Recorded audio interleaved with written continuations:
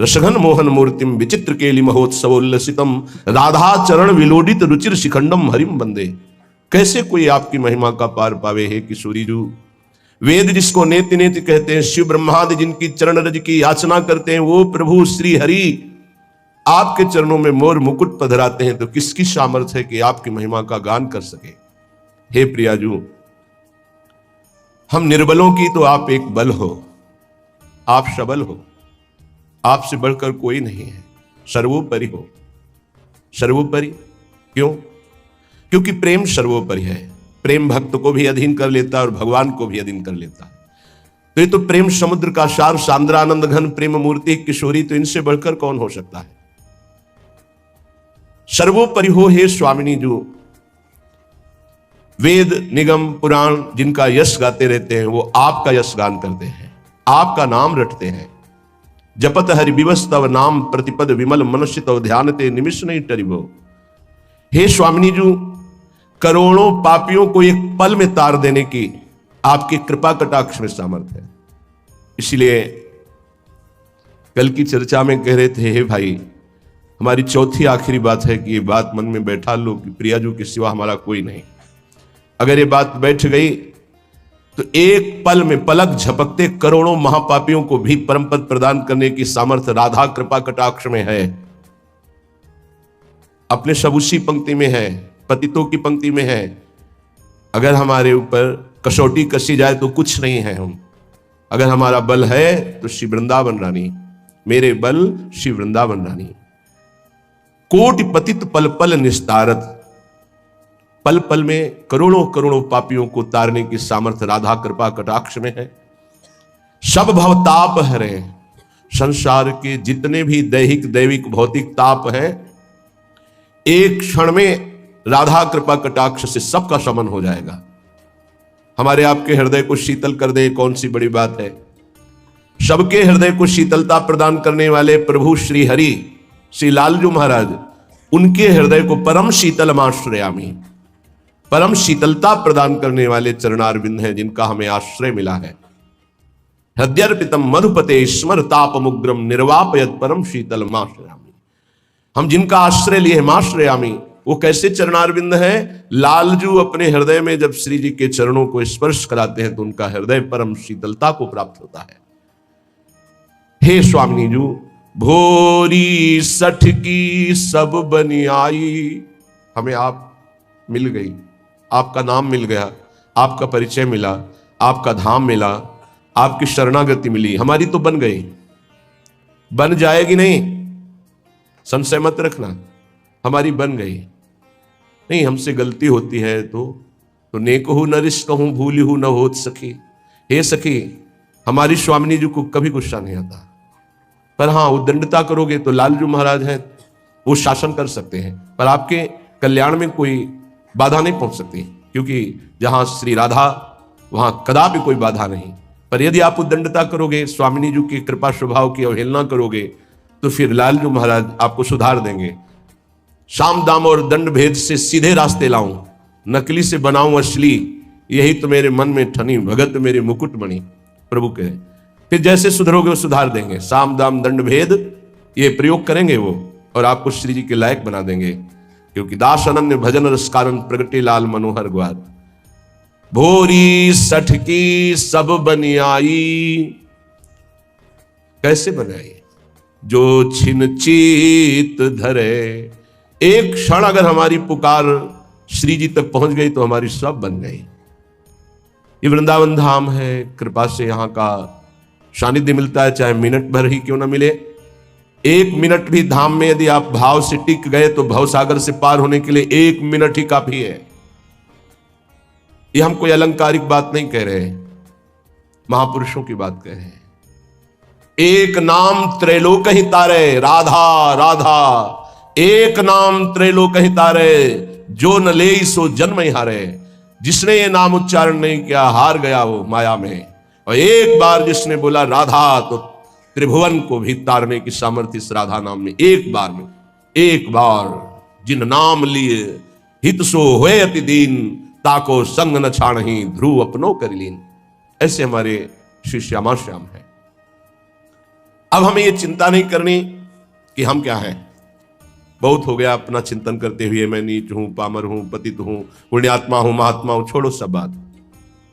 हमारे इष्ट देव कैसे हैं हमें ये देखना है। श्रीपाद कह रहे हैं, पापात्मा पुण्यवान वा प्रशरद अपयशाह कीर्तिमान वा महा दुष्प्राप ग्रासोत सम्राट समजड़मति सर्व विद्या निधिर्वा यह कोपि स्याह सखे नो गणे कथमपीक्षस्व वृंदावन तच्छिंद छिंद स्वपाशान गुरु निगम गिरा स्वीय मोहैक सिद्धांत। हे भाई बड़े ध्यान से सुनो, तुम घोर पापी हो या पुण्यात्मा हो, पहली बात तुम्हें आज से चिंता छोड़ देनी। ये हम नहीं, श्रीपाद प्रबोधानंद जी महाराज कह रहे हैं, जो परम गूढ़ तत्व ब्रह्म तत्व का बोध प्राप्त किए हैं और उससे भी आगे गूढ़ तत्व प्रेम उसको प्राप्त किए हुए बड़े अद्भुत महापुरुष, जो ज्ञान की चरम सीमा और प्रेम की चरम सीमा दोनों को छू रहे हैं। वो कह रहे हैं पुण्यात्मा या पापात्मा दो ही होते हैं। तुम कोई भी हो, चिंता छोड़ो। पापात्मा पुण्यवान वा, ध्यान दोगे तो निश्चिंत निर्भय निश्शोक हो जाओगे। ये साधना और श्रवण दोनों में अंतर है। श्रवण से जो श्री कृष्ण प्रेम प्राप्त होता है वो साधना से नहीं होता। साधना मथुरा के ब्राह्मण कर रहे हैं और श्रवण मथुरा के ब्राह्मणों की पत्नियां कर रही है। भगवत साक्षात्कार उनकी पत्नियों को होता है, अपराध बनता है उनसे, अवहेलना कर देते हैं श्री भगवान के सखाओं की, भगवान की आज्ञा की। बहुत ध्यान से समझना है। ये जो श्लोक है निहाल कर देने वाला है। आप इन्हीं में से कोई होंगे। पापात्मा पुण्यवान वा प्रशरद अपयशाह कीर्तिमान वा, तुम्हारा बहुत यश है या बहुत निंदा हो रही है, बहुत पापी हो या पुण्यात्मा हो, महादुष्प्राप ग्रासोत्स सम्राट समजड़मति सर्व विद्या निधिर्वा, तुम बहुत दरिद्र हो या बड़े वैभवशाली सम्राट हो। बहुत सुंदर बात है। तुम जड़मती मूर्ख हो या बहुत विद्या विशारद विद्वान हो, तुम कोई भी हो, चिंता छोड़ो। यह को पिस्या सखे, हे मित्र तुम कोई भी हो, नो गणे कथम पीक्षस्व वृंदावनम तच्छिंद छिंद स्वपाशान गुरु निगम गिरा स्वी मोहैक सिद्धांत। आह, तुम पापी हो पुण्यात्मा हो, तुम दरिद्र हो या बड़े सम्राट हो, कीर्तिमान हो या तुम्हारी निंदा हो रही है, तुम जड़मती हो या बहुत विद्वान शास्त्र विशारद हो, अब चिंता मत करो। तुम्हें यदि वृंदावन धाम आने को मिल गया है और तुम्हें शास्त्र के अनुसार चलने वाले रसिक सदगुरुदेव की शरणागति मिल गई है, तो छिंद छिंद स्वापाशान, अब तुम्हारे जितने बंधन है सब छिन्न भिन्न हो जाएंगे, नष्ट हो जाएंगे। यहां साधन शब्द का प्रयोग नहीं किया। क्यों? क्योंकि साधन असाधनों को मिटाने के लिए जन्म जन्म रगड़ करनी पड़ती है। भगवान आद्य गुरु शंकराचार्य जी ने कहा है कि 1000 जन्म साधना के बाद मुमुक्षता प्रकट होती है। शास्त्र जन्म जब साधना हो तब मैं मुक्त होना चाहता हूं ऐसी इच्छा प्रकट होती है। और भगवत प्रेमी महात्मा का एक क्षण का संग, तात स्वर्ग अपवर्ग सुख धरी तुला एक अंग, तूल नताय सकल मिल जो सुख लव सत्संग। अगर रसिक संत का संग मिल जाए तो मुमुक्षता नहीं, मोक्ष सुख भी एक पलड़े में रखा जाए, एक पलड़े में सत्संग का सुख, तो बोले मोक्ष हल्का हो जाता है। क्योंकि सत्संग से सीधे प्रेम की प्राप्ति होती है, आत्मरति प्रभु रति। रसिक महापुरुष का हृदय हर समय आनंद की उफान में रहता है। जब आनंद की कमी होती तो दूसरों से सुख लेने की वासना जागृत होती है। जब आनंद की उफान होती तो दूसरों को सुख देने की भावना जागृत होती, जिसे तत्सुख भाव कहते हैं। ये रसिकों में सिद्ध है। ये तत्सुख भाव, सुख देवे को चाव चित सबसो हित निष्काम, या सुधर्म हरिवंश को नाम गिरा विश्राम। जो निरंतर नाम और वाणी में रत हैं, ऐसे रसिकों के हृदय में करुणा आनंद की उफान आती रहती है। तो कोई चाहे जितना पतित हो या पुण्यात्मा हो, दरिद्र हो या महाराजा हो, विद्वान हो या मूर्ख हो, सबको परम प्रेम प्रदान करने की सामर्थ्य रसिक सदगुरुदेव के चरणों में है। तो जो अपने मोह का छेदन कराना चाहता है, वो गुरुदेव के चरणों का आश्रय लेकर उनकी आज्ञा के अनुसार चले। गुरुदेव कैसे? बोले गुरु निगम गिरास, जो शास्त्र मर्यादा से सिद्ध हुए हैं।